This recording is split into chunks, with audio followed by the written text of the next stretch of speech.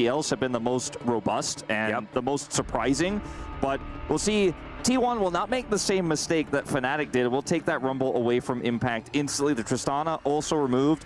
No Zyra for Oner. No Senna lanes. Faker's LeBlanc also taken away here. Kind of a niche. I don't want to say off-meta pick, but definitely you usually go down the rabbit hole of getting those 80s away before this pick becomes very relevant. I feel like it's a fearless pick. I feel like LeBlanc always comes up after you've played the first round of mid laners, and then she's like extraordinarily high priority. It's very interesting. Well, last ban going to be that Corki and Sejuani. It feels like it's taken away from Oner, but we know Umpty absolutely loves Bristle and Sejuani. Now, so you can take Ashe away here, or you could go for a Vi rotation. Now, I think given the Sejuani is already locked in, you don't necessarily need to grab Vi here right now, but with the Corki and the Tristana gone, the nerfs to Talia jungle, maybe Vi Talia is going to be the mid jungle duo here for T1, but Faker potentially going back to an old favorite of the Azir will in fact lock in this Maokai flex pick instead. First, we've seen this played in the support role already here at EWC. Likely to be the jungle pick. Still so many mid AD picks available. The Jace is still available. That's been one of the ones we played in Korea. The Yone, more commonly. But the Ashe is a really big pick that stands out like a sore thumb to me because we know what Young could do with it. We also saw it dominate yesterday. Gen G, top esports, crushed them with the Ashe Sejuani. Well, it's going to be Faker's Azir, of course. Pretty synonymous player and champion combination. We'll see what APA is going to answer it with, because yes, the Tristana and Corki have been taken away, but it's always the Ziggs that your mind wanders to. But it's what the priority is going to be, right? Does APA allow his champion pool to be hit once again? Do they prioritize getting a bottom lane that's going to be able to go toe-to-toe with Gumayusi and Keria? Or do they just lock in Ziggs? And I think to just lock in Ziggs idea is a pretty good one. I'm down with it. I'm okay with it. Yeah, and very flexible as well in this draft. Could be for Young, could be for APA. Can just try to outrange. Well, this will make it a little bit more clear, as we've seen a lot of Aurelion Sol in North America, and it's been played, you know, sometimes here and there in the LCK. Kled would be very fun. It would. But I don't think that's going to be what we do see. It will be, in fact, instead, the Zeri. So we know that Ziggs is going mid lane now. Zeri is going bottom. I don't think Impact is going to be picking this champ up. Yeah, I was about to say. Apparently, according to Zeus, it's a top laner. And it got a W. So I guess we can't even really say anything bad about it. As Faker has the last lock-in here for the first round of picks. For sure. Yeah, Ezreal looking pretty good. Now, Ezreal gets locked in here. I think you need to look at the Leona if you are on the side of Team Liquid. Very powerful combo with the Ezreal. You've got great follow-up to that type of engage. You can set up the engage as well with the Maokai. So on the side of, on the other hand, Team Liquid, what sort of picks are they trying to look away here? Because normally, if you're playing the Ezreal, you're worried about pushing lanes if it's not a Zeri, but because it is the Zeri here, it could be just something like a Lulu to come through. Nautilus is still open. They're going to take away the Renekton here instead, which can be great lockdown for the Azir, great lockdown for the Ezreal specifically. Tough to play into the Maokai, but T1 are not going to take any chances. Yeah, I was actually, I'm a bit surprised. I kind of thought that they would be targeting that support pool. I think wanting to keep that as open as possible to give Keria as many options moving towards the second round of picks. The Gnar going to be taken away as Spawn is going to join them as they focus towards the top side. Yeah. I wonder whether this means we're going to have an interesting top lane matchup. You know, Jackson Camille is still available, impacted Zeus, you know? Yeah, the Cassante obviously follows the Gnar ban. You ban the Gnar, it feels like, okay, they're trying to grab a Cassante pick here. You want to remove that. Leona still available here. Team Liquid not actually taking this into account. It's been the strongest bottom support with Ezreal, the strongest duo, Ezreal-Leona, that we've seen really in the LCK. We saw it in this tournament already to great effect. So a really big power pick that I think when you're playing the Ziggs here, they're playing the Zeri. Want to remove. There's also the Nautilus as well. Ooh. Bard feels very Keria specific, but I think Leona is definitely the stronger option here, to be totally honest with you, Alice. If you ban the Leona, though, they just go straight to the Nautilus. You're kind of stuck in this position as Team Liquid. And I think Team Liquid knew that the Leona was going to be the option here. Renata, a decent option into it, I guess. I like the Alistar much more, though. Yeah. As it's not really full dive here for the side of T1. I think Renata would have gotten a lot more value out of that type of composition. Nautilus also a great option if you're worried about dives coming through. Great to lock down the Ezreal. In terms of lane, I strongly prefer the Alistar.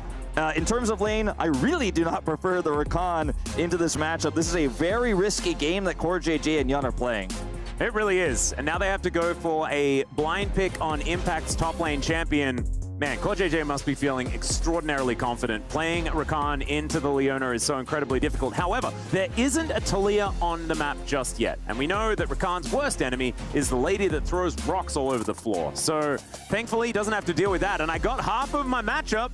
Pretty excited about that. The Jack's going to be locked in. Zeus, a lot of different options here. The man has a very large champion pool. We'll see what he's going to be playing because the Twisted Fate is left up and available, and it's awful into the Jack, so it kind of blocks that out as well. I wonder if he's going to be happy to play something like a Camille here. I mean, they have a lot of lockdown with that. Jace, also an option I mentioned earlier, very powerful with the Maokai because the Maokai root sets up one guaranteed empowered shock blast to come through at the acceleration gate. Very, very strong into a matchup like the Jax as well. If played carefully, if played correctly. Similar to Gragas, you can, if you are in hammer form, just knock the Jax away. Play defensively up there. The Maokai is going to have a lot of power in this top jungle duo. On the bottom side of the map, I am very concerned about how Yun and CoreJJ's laning phase is going to go. If it was a Ziggs in the bottom lane with this Rakan, at least you'd have the wave clear to back it up. Azaria, though, going to feel very vulnerable down here. And if you set up a stun, get that Zenith Blade, the empowered Q coming through from Ezreal, hits the W on you. It's almost guaranteed when you have this much damage early too, and the Ezreal can poke out the Rakan. Very tough to play. I think the mid lane, as it kind of has been for Team Liquid so far this tournament, is really the key point here. How much of a lead can APA generate in this lane matchup against Faker? How much gold can he get with First Strike? What kind of leads are we going to see? Against Fnatic, he was able to take several turrets, tons of plates. He was too big to fail. Not necessarily sure that's going to happen against Faker. Yeah, I'm a little bit worried, especially about the bottom side of the map. I can't keep my eyes off the Ezreal Leona into Zeri Rakan matchup. Just feels like T1 are going to have a field day down there. And like you say, APA needs to get a lead, but I feel like there's even more pressure being placed elsewhere on the map. And perhaps, you know, we've been talking about these laners, but perhaps the general needs to come out and get something done. The man is pretty good at getting a couple of early ganks in, and maybe Umpty can be the key to victory here for Team Liquid. On the other side, I mean, T1, I don't think that there is much to critique, right? This is a very standard T1 composition. We've seen this ran so many times, and I imagine it's just going to be like clockwork that they're going to get this game underway. I think it's like, this is a great opportunity for TL to try and throw a wrench into the works because game number one, it's a best of three. If you can get them unsteadied, that might be a way to take down the world champions. But it's a tough task. Let's dive onto the Rift, ladies and gentlemen. Game one of our first semi-final between T1 and TL starts now. Off we go, Atlas. I love these walkouts. I don't want to call them walkouts because that's usually we refer to players, but the champion walkouts look so cool here. And his first strike on the Ziggs. This is really common because he can generate a ton of gold early with this rune. And one thing to mention about the Ziggs, we talked about how he can kind of poke and harass the Azir and how it can be a good matchup if played well. Umpty can kind of hover there. The Azir also is really good into fairly immobile champions like the Ziggs. Has his satchel charge defensively, of course, but if he gets Emperors divided, he will find himself in a lot of trouble. That's why it's really tough to play these types of mages into the Azir. And what I have learned from like a lot of very one-sided conversations with Daniel Orcs Harrison is that if you use your satchel charge aggressively, you best believe that you have to be completely safe when you do so. And as APA is an absolute master of this champion, I imagine he's not going to be running into too many problems there as high-value ward are in the top lane. Yeah, looking like a lane swap situation here potentially for the side of Team Liquid. Now, Zeri can push turrets very quickly with her Q. You know, if she is able to spend some time with it, can be quite strong, and the ability to grab plates is really good for Zeri in a lot of matchups. But Ezreal also has the ability to crush turrets with his W. His little hula hoop he's going to put around the turret is going to make that much easier to deal with. Zeus also getting involved early here. Yeah, this is a little bit dicey as APA goes down to about 50%. The Sand Soldier's getting involved as well. And one of the most important things is that APA missed experience on a couple of these minions here in mid as well. So Faker with a lot more tempo than you may initially expect after APA is able to just wander his way back to lane. Yeah, considering also that, you know, Zeus has basically, you know, arguably 3 abilities at level 1. He's going to be able to do a ton with it. Push into that health bar. APA now in a bit of trouble. Zeus is going to come over here and put the harass onto Impact. Yeah, so what happened when Ben TP'd bot last time. Yep, you can see a little bit of spare time for the Zeri, but now the engage comes through. Impact does have the counter-strike, has of course skilled that one. As Gumayusi able to come on over, does pick up the turret aggro. They need to try and get this kill. As Guma goes down low, there's the flashes. Zenith Blade doesn't work. Core comes in. That is still first blood going over to Gumayusi, but can he keep himself alive? As Core JJ's got heal, he doesn't have the ignite. Never mind, there's the general. And they even out the scoreline. And now Keria, I don't know, guys. I think he might be dead. He's kind of on the wrong side of the map, and he's trying to run his way out. Zeus has to back, does have teleport here. Keria definitely going to go down. A huge win here for TL. Ultimately, great flash of the Q by Impact. Buys just enough time. Everybody's so low on the side of Team Liquid. What they did to Bin in that BLG series after the TP, they will not do to Impact. A nice try there, but Impact just simply outplays it. Jack's a lot more difficult to die because of his Counter-Strike, because of his mobility. This ends up being a huge win for Team Liquid. And the thing that I absolutely love about this is it goes back to what TL know about T1. And in their experience as well, T1 at MSI were not all that comfortable with lane swaps. They didn't quite figure it out. And yes, lane swaps have been nerfed. It's not the right way to play the game, but you can hide your bottom lane in this matchup and make things really lopsided, just like this as the buffer comes in from the Arcane Shift. But that means absolutely nothing. Core JJ able to get his way out as Keria wants to try and get something started. Look at this, there APA. are so many minions here. It's absolutely ridiculous, and it's just another one for TL. TPing top as well, not going to lose any of that top farm. Is going to be able to just leave Faker solo there in the mid lane, but killing Guma, denying his farm here, picking up some additional gold. Team Liquid pulling ahead quite substantially here in this game at very little cost to them. And I mean, the one big cost is the fact that Oner is the one farming, and Umpty has kind of said, well, I don't care about my jungle. I'm going to try and get my lanes into a good spot before I take care of myself. The selflessness of a true bro player, as we know. And he has taken that to North America, and it's working out here so far. But you can see Oner has a whole lot more farm than what Umpty's been able to put together. He's already got his Faded Ashes. Umpty sitting here at level 3, a level behind. Will be able to clear his top side of his jungle. He's got a lot of farm he can pick up there, so we'll catch up a little bit. Just meanwhile down here. Yeah, it's fair bit of damage coming through there as the Grand Entrance going to be Arcane shifted. Battle Dance to just make sure that Core JJ is going to be all right. And TL will pick up this wave as it heads towards them. I don't think T1 are going to be too phased about how this has gone, but I do think that it's a great boon for Yon and Core JJ especially, because we knew that this bottom lane was going to be very difficult to navigate, and you mess around with it, you like start these lane swaps and stuff like that. It does allow you to kind of hide that potential weakness in this matchup. It certainly allows you to avoid the toughest parts of it for sure. And he has 20 minions down on his call already, Yun, so in a pretty good spot. But Keria looking for the assist here on Oner. Yeah. Oh, doesn't get the Zenith Blade after he blast cones in. Popcorn Chicken's going to be collected by Umpty. Unable to get the last one is now Gumayusi firing some shots towards Core JJ. It's an action-packed game to start this off. It is. For sure. As Guma here going to allow this wave to push a little bit more as Keria comes back. No way to punish that return here of the Leona. Super tanky. But they have kind of avoided, like you say, the 2v2 for its most dangerous parts. But now it's starting to normalize a little bit more. Now Guma is going to be able to catch up a little bit here in farm. Still down CS.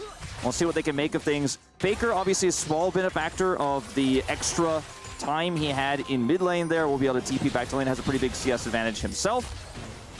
Once he catches this wave. So it's not all roses here for Team Liquid, but really great for the Zeri.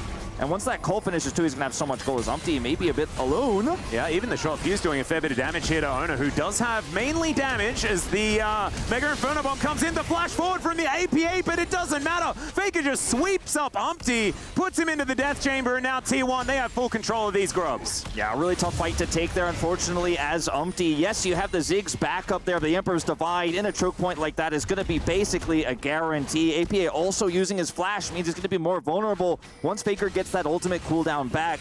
Keria holding down the fort here as the lead continues to grow for the bottom lane of Team Liquid, but a huge bounce back now for TL. And the Jace matchup into the Jax, we haven't talked about this too much because we weren't seeing it initially in this game with the lane swap and all the shenanigans. Pretty good for the Jace because, yeah, you can counter-strike, but it only lasts for a little while, and the Jace will continue to have that range advantage over you. As we look at this play once again, Umpty pretty greedy here. He has APA to back him up. There's a satchel charge, right? There's ways to peel, but you just don't, unfortunately, have anything to deal with this Emperor's Divide. Oner has to use his flash, but it's well worth it. It is. Faker able to just come in and collect the kill. Now back in the mid lane, as you can see here, CoreJJ moving on over. And not too much going to come of it. But still, if you look at the top of your screen, only 300 gold going to be in it between the two squads. TL still very happy about the game state right now. And I think as the game goes on, they have so many threats. We know Ziggs scales extraordinarily well. Jack's in a side lane, almost unbeatable by what T1 has. And T1 themselves, a lot of team fighting availability, right? But I think that there is a lot of opportunity for TL in the later stages of the game if they can keep themselves competitive. But now Oner is trying to stop that. The grand entrance comes in. Yon just skates his way out. And the Nature's Grasp not really getting too much ground here against TL's bottom lane. Yeah, not really. CoreJJ does have his Merc Treads, a huge part of this. He's able to get out very easily, despite the ultimate going down. Rakan, a very slippery champion, very difficult to lock down. Further issues here on the top side, as we were alluding to moments ago. Impact having a really tough time. Umpty actually manages to steal away the Gromp here, as Keria is going to come up and try to assist. Of course, we know CoreJJ in the area, so not going to be a full scuffle, but 2 camps going to be stolen by Sejuani.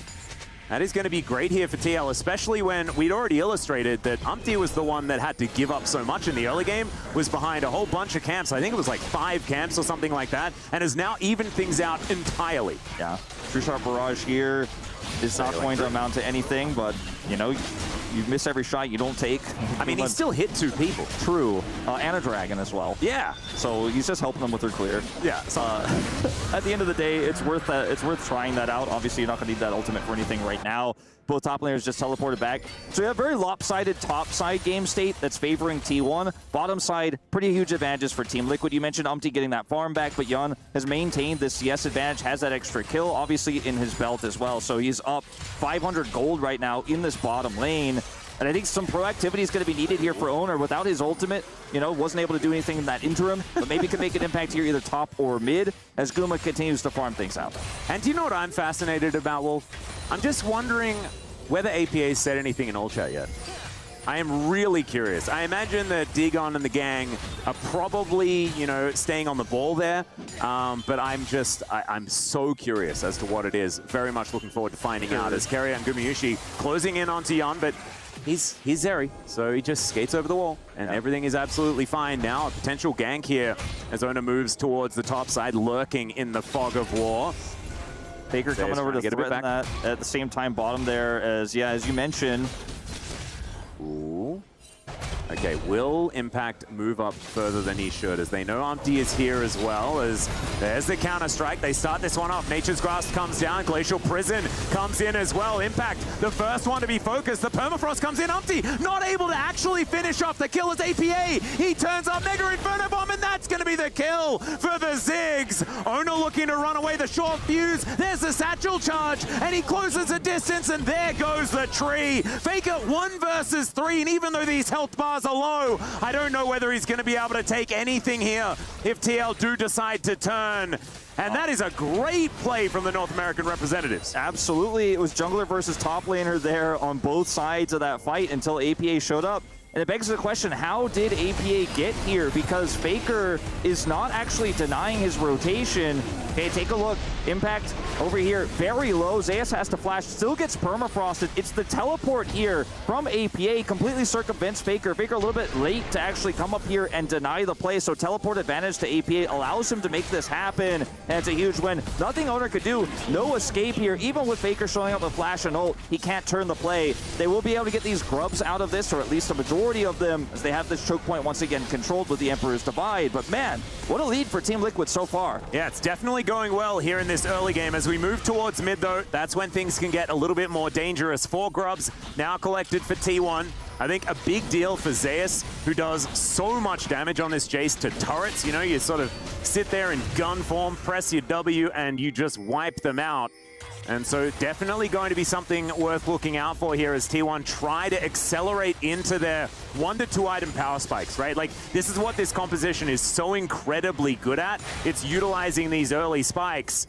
they might be able to get something done. Unless Umpty has something to say about it as he moves towards the top side. There's going to be the special delivery. He's been tanking up this turret for such a long time. Grand entrance is what locks it down. And the TL flare pops up above Umpty as he walks his way out. It's another kill for the North American squad. 6-2, the kill score now. Yeah, Impact and Keria traded flashes down here on the bottom side as well. Looks like Keria trying to go a bit deep there potentially. We got the tail end of that, but they do end up trading flashes. Impact here just going to hold down the fort. Guma should get this plate relatively easily, but a Ziggs alone with a turret is a big problem. Oner going to commit the ult here top side to try to chase him down, but won't be successful. And Atlas, this game is wild, but it really is the kind of early game we were saying Team Liquid could come out with some surprises. They could play a great early game. They could get a lead. They've checked all those boxes. It's what happens next around these next few objective fights where Team Liquid need to solidify this advantage. We saw them do it at MSI. We saw them get those advantages. We did not see them close the game out. But this Ziggs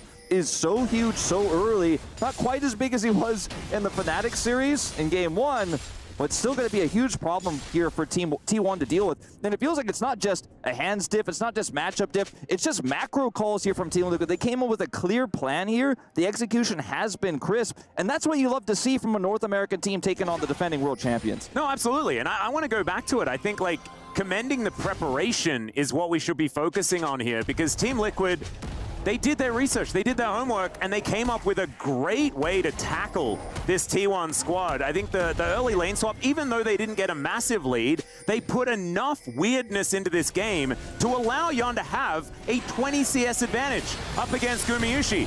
APA going to get thrown underneath the turret here, but Umpty is there to protect him. Doesn't land the ulti though, and down goes the Ziggs. I don't think Umpty's going to die here, but CoreJJ finds himself on the wrong side of the map. Battle Dance gets himself out as Umpty comes on over and gives him a target to head towards. So it is just APA falling down, but it's T1 finding a bit more tempo here on this map. Yeah, I think APA getting a little bit of greed there because he knew Umpty was nearby, but Faker flashing the Arctic Assault there. They have enough damage.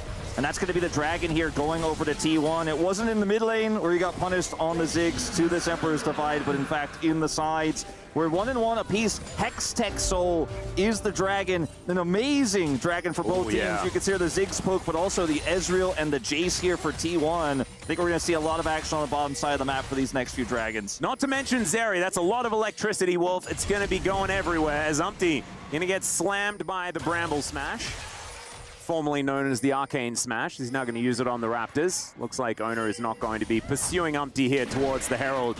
Baker does look to potentially start this one up. He doesn't have TP, but he has the Hex Gate, so he can get over to this objective very quickly. As we are going to start the Herald up as this replay happens. Notice this, Emperor's Divide comes through, APA, no flash, and then Faker as well as Satsutar's doesn't save him. Flashes the ult here, the Glacial Prison, and is able to take him out. He doesn't feel too bad about it. He just knows he got outplayed. Yeah. Don't lip read that. It was a naughty word. But still, it was a decent attempt, right? Because APA gets caught at just the wrong time with the satchel charge. Could have almost been him just getting out scot-free. And that would have been a huge advantage for TL. Not exactly the end of the world, though, for the North American squad right now, as they do collect themselves. The Rift Herald do T1. Zeus going to dodge the Glacial Prism, but that is another flash. Umpty is just flash police today. He's going around collecting all of them.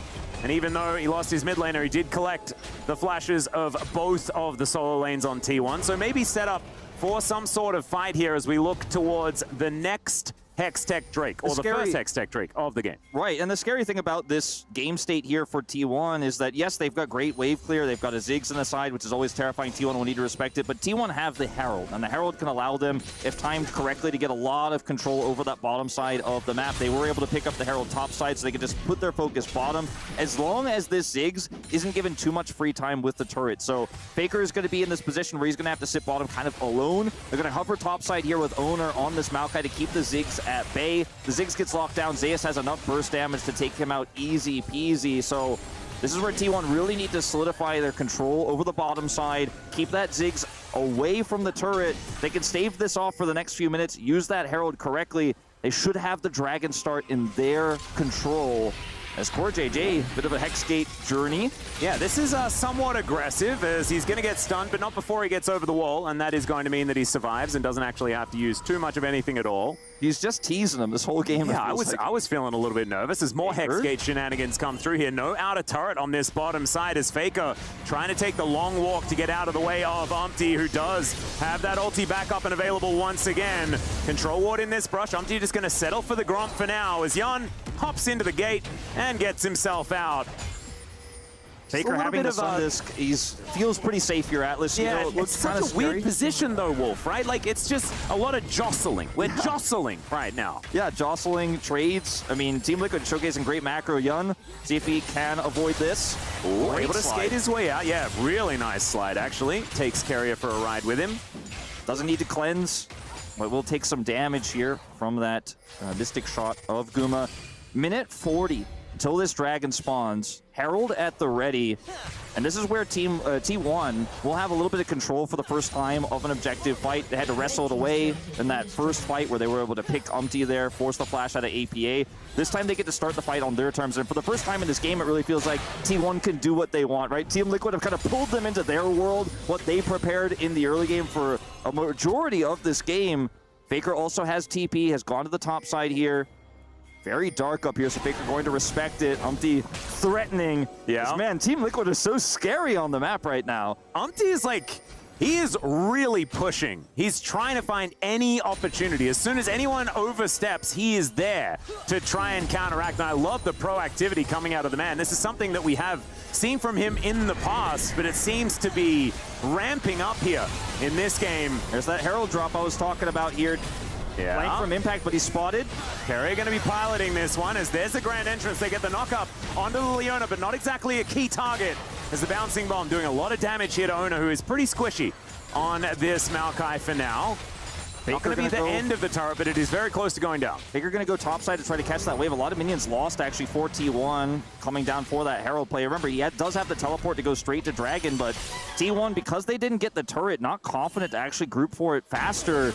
And Team Liquid actually gaining a lot of prio as a result. Looks like they may opt to try to, just give this up. And this is quite wild to see. I mean, T1 had the Herald. They had an Ezreal pushing the lane. Impact has free control over the side right now as a Jax. And they're just making faster rotations right now. T1 need to make something happen here in mid lane, or this Dragon may be lost. Well, Solar Play is going to come on through, but it's Umpty. He's able to tank that one up very comfortably. Mega Inferno Bomb is massive, and Oner just gets taken down. The Nature's Grasp finds absolutely nothing. Yeah, just used defensively there, but gets nothing back. Oner is dead, and that should be Team Liquid pushing ahead in terms of Dragon control here. They had the control, they had prio, but they weren't happy with that. They wanted to pick, and they get it. Gumayusi looking for an opportunity here. It's Core JJ. He finds that the quickness was on, and Yun's going to take him down. Inner turret is going to be a prize as well, as Faker was on the inner turret, but Impact is there to get rid of him. Outer turret and Dragon, and 2 kills here for Team Liquid. They are on a tear. They are on a tear indeed. Massive lead in this game now. Second Dragon goes to them. They get 2 kills mid. They get the turret with the satchel charge. And, you know, we talk about Sejuani Ashe. We talk about some of the follow-ups with the Sejuani Rumble that Genji fell, victim to yesterday. But Sejuani plus Ziggs Bomb is also a pretty big combo when the Ziggs is this far ahead. And it's just the recon setups here that we're constantly seeing found by Core JJ as well, the threat we had onto Guma. Look at this bomb damage. Oh, you're dead. No way out. Just ridiculous, and then able to get himself out very, very comfortably, and this is the next one. He says, okay, you eat forward, I'm gonna jump to Yun, go in here with the flash, and look for the knock-up onto the Ezreal that has no recourse. And down Guma goes, down goes the turret. Team Liquid eyes on Baron control right now. And it just seems like T1 have no entry. Yeah, and I think that they just need to tidy things up, right? Like T1, it was Faker on the top side of the map. The Azir is so incredibly powerful in these 5v5s if they do get to it, if they have the setup themselves to utilize Jace poke, the range advantage that Gumayusi's going to have. But it's just the chaos that Team Liquid have been reveling in that's been working out. That one didn't quite so much, but it doesn't matter. Guma is just dead, and Zeus has to flash to get out of the way of the Mega Inferno Bomb. I don't know what that ultimate was trying to do, but I'm so scared of Umpty right now that I trust that it was something that was very important to getting that kill. I mean, on his time on Brionne, Umpty was famous for great Sejuani games where he didn't hit any ultimates. He's hit a few of them this game. He's hit a few of them this game, but you know what? It's enough with the bomb, the Glacial Prison, They end up getting another pick here. It's not yet enough to commit to Baron. They don't quite have the damage just yet. Faker gonna come up here with Oner, see if Impact can get out, but he has Flash, he's Jax, he doesn't care. And he is just going to walk away. Meanwhile, over here, you can see this lane is getting pushed in. And the longer they spend time on the top side, they know Oner's here. He was spotted. APA is going to get some alone time with this turret. He's sitting on 2 items and a needlessly large rod. CoreJJ is threatening a dive. Well, the teleport's going to come out, so CoreJJ not going to be able to utilize the quickness there, and he's just dead. Empress Divide going to pick him up. And the unkillable Demon King himself is going to come over and say, stop with the funny business, guys. It's time for us to find some advantages, and they're going to need to find a whole bunch of them as Faker going to have that back stopped. A little bit of a delay picked up for TL. We'll see what they can utilize with this added tempo that they do have now on the map. And every time you do that with Ziggs, when you have first strike, you pick up a lot of gold. It's so much money. It's actually just gold generation. He's already gotten the turret mid right and done a ton of damage to top side turret, and he's just farming up to the death cap. I mean, this is the kind of build you want to see on a Ziggs. I feel like Ox might have a bit of a golf clap on this one. No Archangels, just going full damage. Where's the Leandres, guys? I don't know if he needs it in this game. There's not really that many tanky members here on the side of T1, but Young. Oh, yeah, there's the flash forward. Cleanse does come out. He skates over the small wall, and there's the flash as well. So T1 getting a lot of economy when it comes to the summoner spells, but unable to quite get the kill here. Yeah. See whether they can utilize that in the next fight. Keria also committing his ult, committing his flash to the play. Not going to come up with anything here. Feels like a pretty big win for TL. Assuming that there's no way to lock this Zeri down. It's been so difficult to catch Yun this game. 0 deaths so far. He's sitting on 2.5 items right now. The Runins, so valuable to clean up the kills after the Ziggs bomb comes through. They've got so much burst. They have so much control over this Baron pit right now. And T1, it's got to be a scary moment here. At least they have control of the Rift Scuttle here. There's no way they could do this Baron without T1 knowing. But this lead hasn't grown that much for TL. But yet their map control really has, and that's the scary part, is CoreJJ has been always threatening, Umpty always threatening. Never a comfortable moment in this game for the squad that won the World Championship last year. Yeah, a little bit of a scuffle between Keria and Umpty right now in the river. But I want to go back to the draft, because I want to look in at what our initial take was, is I'm going to be interrupted. That's going to be Zenith Blade connecting onto Umpty. Frost Armor and the Aftershock means that he takes less than a damage, and he's able to walk his way out. So maybe I'll have a little bit of a moment to have a talk about that draft take, because the one thing that I think, okay, never mind. Umpty just wants to continue making fights happen. So perhaps we'll just wait until after the game is over before we talk about things that aren't the game in this particular moment, because this is a 5-stack of T1 players trying to find a team fight in their favor. Impact, a potential flank angle if he looks for it, but right now walking back towards the top side, possibly an opportunity for T1 to strike as the Sun Disc is put up in mid. T1 just going to be protecting, but the amount of ranged wave clear and the safety that APA can do it from is kind of insane. Okay, Faker's used his dash here. This is a scary moment for T1 to try to close the gap here, get through this choke point against Rakan. Ooh, this is dangerous. They're a little bit split. Still the 4-stack of T1. 4 versus 3 if T1 do decide to pull the trigger. As here towards the top side, Mega Inferno Bomb going to help out, and Impact just puts down Zeus here. He says, I'm the better member of that team. As, of course, it's been a very long time since he was one, but still, with the help of APA, they're able to create a big advantage in their favor. T1 not wanting to allow that to happen, and Solar Flare isn't able to interrupt the Hex Gate escape, and it'll be another Drake. They just don't see it coming. So, thanks for the ultimate, thanks for the dragon, thanks for the kill on the top side. I'm winning in 3 places on the map as Team Liquid, and you look at the way this plays out for T1 normally. They're so good at collapsing on sides. They're so good at reacting to these types of plays. So I think they really got caught with their pants down. But the long-range bomb from APA means there's enough damage to kill that Jace. They've got their eyes now on the Baron. Zeus does have teleport available. Faker's level 16. Ult at the ready. I don't think you should start this one up quite yet, Team Liquid, but threatening it is a good idea when you've got a Jax in the side. You've got a Ziggs up here in the top lane. But watch this play one more time. So Team Liquid down the bottom lane, jockeying for position on Dragon. They don't know where APA is. He gets to just set up a bomb here, and that alone is enough damage to give Impact the kill here topside. This long-range impact here, semi-global on the Ziggs. APA, a master of the champion. Yeah, really beautifully played. Zeus almost dodging it to the skies there, but unfortunately not quite able to get far enough out of the circle. And so APA just taking names. And on top of that, Wolf, now he's got a death cap, And like you say, with this first strike, it feels like even if he just contributes a bit of damage to these things, he gets so much extra money. It's like losing to a Twisted Fate. You know, it's like he's just getting even more than me. It's so frustrating. Yeah, every Q's a cannon minion. Yeah, right? It's nutty. Okay, Oner taking a little bit of damage here as Umpty just going to push his way forward. And this is the best version of Umpty. The one that can just move into the enemy jungle and clear things out, because he will not change this playstyle. If they're losing, he's still doing this, but unfortunately, he's getting punished for it. This time around, though, look how dark absolutely the right play. And precisely, Wolf, this is so dangerous. Another classic Umpty ulti is going to come out. Doesn't find anyone on T1. Not going to find too many repercussions either, so going to have to wait for that one to come back up again, unless Keria says that he's not allowed to. Still taking a lot of damage back, and look at that extendo beam. Oh yeah, APA throws down another one, and now Keria and Oner, they're not going to be able to start any fights here for T1. They're going to have to look for a bit of a reset, and once again, it is tempo moving in Team Liquid's favor. Absolutely. You know, Umpty's ult misses, but you can get enough damage, and with that Ziggs bomb, JJ just constantly threatening here. The vision is so limited for T1. They have to leapfrog their way from brush to brush here to control this Baron. Jack's still pushing in the side lane here. They're going to try to come over and punish, but guess who's there? It's APA, who has, by the way, TP. So the macro game here for Team Liquid is absolutely immaculate. You love to see this level of control. Very different, honestly, similar in its oppression, but different to the way that Weibo got their advantages with the macro and vision control. Different from how Top Esports did it. The threatening picks non-stop. They have so many different ways to blow up single targets. Speaking of, Keria a little bit out there. Yeah, moving up just a little bit. There's an Infinity Edge on Yan as well. That's why he's doing so much damage right now. Oner moving on over. They do get information about that one. And Team Liquid strength to strength right now, not letting go of this amount of pressure. And I want to give you guys at home and those in the Cube, the Keria arena right now, a little bit of a peek behind the curtain. Because in games like this, I like to commentate from the perspective of not T1, because I expect T1 are probably going to win this series.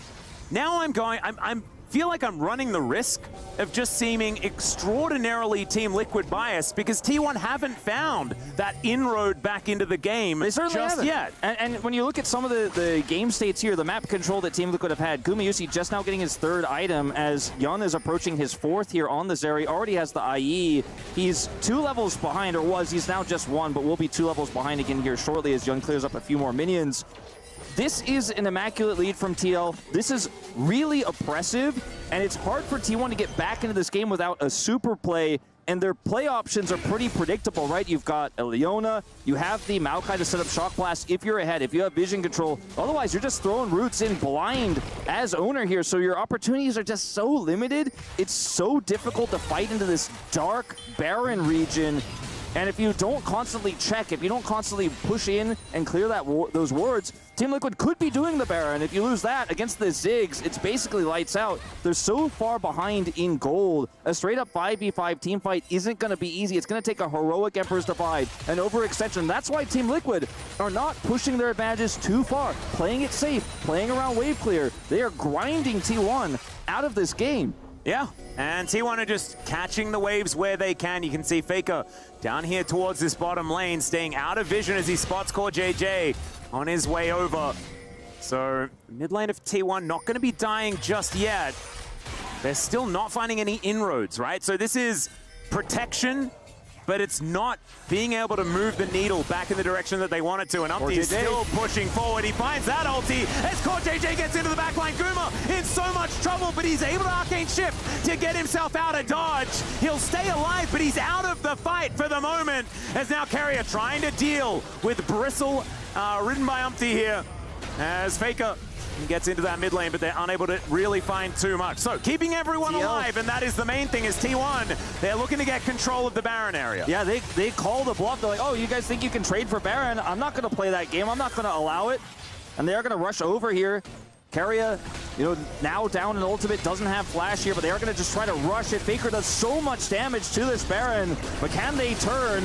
Yeah, full information now goes over to TL, and T1 are getting low. Mega Inferno connects onto 3, and And that's with no setup as well, as the extended beam comes on down. Faker looks for Yoni, finds the flash, and gets the Zeri in the end, but Impact will be able to take down his ex-teammate. Gumayusi still trying to fire forward, and APA, he's basically an 80 carry himself, and he'll be able to take down the Ezreal. 3 members of T1 left standing. Zeus, the last big damage threat, but I don't think he's going to be able to do anything. He's just going to be backing in this brush. APA is going to face check. Oh, the satchel charge is going to save the Ziggs with basically nothing. Yeah, there's those 2 thumbs up that we were expecting. And Zeus comes in, and he is going to be falling down. Leap strike from Impact going to get that one done. And TL, I think they're going to win this game, Wolf. I think they are. I mean, Zeus is bought enough time for some of these respawns to potentially come through with Hex Gates, but Faker, 20 seconds left, no teleport. APA gonna head straight back into the fray. Now has his Crypt Bloom online. He is just so huge again. And this is not just a Baron. This is a Baron to Hextech Soul play here for Team Liquid. T1 had to do their trademark Hail Mary Baron, but against that Mega Inferno Bomb, they were all stacked up, and just look at it fly. They try to split like the red team they are in this game, but they're not going to be able to get out of the region. Meanwhile, over here, yeah, a little bit more of a fight as the Nature's Grasp comes on down, but look at the AoE damage coming out of this Ziggs with 4 items. Extendo beam to finish off Oner, and even our observers were surprised by the damage that one did. Used to Maokai being a little bit more tanky than the damage version that Oner is piloting this time around. And the Dragon's going to go down. That's Hextech Soul. Triple stack Hextech Dragons. Yon's going to have a lot of extra electricity, as we're going to check this one out one more time. For reals this time. Yeah, triple bomb here. Oner avoids it, but it means he's isolated here. Umpty says, okay, we've got our first target. Force him to flash. Look at the follow-up here from Core Data. Now, this is great from Zeus. Perfectly placed Shock Blast after Faker's ult comes out, so at least they take out the Zeri, so no real further damage can be done. Otherwise, Zeri maybe just runs away with this fight and they get even more. But still, it's a small prize here for T1 as end up knocking Impact out of this fight. Or Impact, sorry, knocking Zeus and Keria out of this fight. As Zeus buying so much time here, but it's still not enough to stop the Baron. It's still not enough to stop the Hextech Soul, and now the base is open. Looks like game 1 upset complete. Team Liquid completely unlocked here at EWC. And it's their drafting, it's the gameplay, it's just TL are just looking extraordinarily good. Here at EWC, they're going to be breaking down this top lane inhibitor turret right now. Counter-Strike comes through, and they just have all of the answers. These Ziggs compositions, just an absolute, like, it's a symphony to watch them play these ones out. It's a well-oiled machine that we're witnessing as they make the push towards these inhibitors now. There's another Glacial Prison. This one going to connect as Mega Inferno Bomb onto 3 once again. The quickness locks them down, and APA takes them out. It's a double kill, as immediately it's the tanks, it's the front line, and they are removed from this battle completely. The bouncing bombs impossible to avoid as they just keep raining down on top of T1. I say impossible to avoid. I mean, they can avoid them, but they're just not that well. And he has about a half a second cooldown on that ability at the same time. So the Sun Disc, it's going to be removed. 2 inhibitors down, waiting for some super minions to make their way in. The Team Liquid, so I think they might just win it here. I think they will. They've got this cannon minion here, Baron empowered. Still 25 seconds left here. Looking to back away, Yun very low on HP, just let the Ziggs do his work, and they're gonna bail out, back out of this one. So still, hanging by a thread right now, T1, 12 kills down, 9,300 gold behind in this game. But if it's T1 that's alive, if the Nexus is still standing, there is still hope, but I just don't see an angle right now, Atlas. This lead is so huge, and the poke in this composition with Ziggs, with the Zeri Extendo Beam, it's just unreal. As Keria maybe trying to bait something? I don't know where he's going. He's going on Walkabout Wolf, and he's going to get satcheled back into the entire enemy team, and he will buy some time before he inevitably falls. Yun's going to collect that kill as well. So another one for the Zeri. 5, 1, and 3. 4 items and a casual little critical strike cloak. And this, I mean, TL, they have every single card. It's 9,000 gold the lead, but it's the Hextech Soul that really is the icing on the cake. I mean, I guess Keria bought some time on the wave. Usually when you see a jump out of replay like that, there's a reason, but Doesn't end up accomplishing anything here. Now Faker getting chunked out. Yeah, that's going to be Oner locked down. Does avoid the Mega Inferno Bomb nicely with a twisted advance. I like that, as the Nature's Graph doesn't do a whole lot, but Umpty has his health bar shredded down. So TL going to have to just wait for that Warmogs to chug it back up again, unless he does decide to go for a full reset there as well. I think realizing that health bar is going to be back up very, very quickly. And now back onto the push once again. Super Minions making their way in alongside this last remaining inhibitor turret. Last bastion of hope here for T1, because you lose 3 inhibitors against a Ziggs. I mean, you're just a sitting duck. Especially when the APA has teleport available, he'll basically just two-shot the Nexus. If he gets a chance, he will just TP in and end it. It's all the AP he's got stacked up. Now even has that extra luxury arm guard, so picking him so difficult. Faker trying to find him with an Emperor's Divide means he could just Seeker's arm guard that. They have a Zeri who has GA. We love those purchases. And so picking her is actually quite difficult. She has Flash, she has Cleanse, and even if you kill her, you got to deal with the Ziggs. You got to kill her twice, by the way. Those are Jack's second TP in to end the game once he gets to teleport back up. T1 just have no way in. There's just so much firepower. Like you were saying, I'm having a look at this Death's Dance Jax with 4 items completed as well, and some shoes on top of it. Okay, TL going to face check T1 right now as the Glacial Prison comes down once again. Umpty has been absolutely fantastic this game.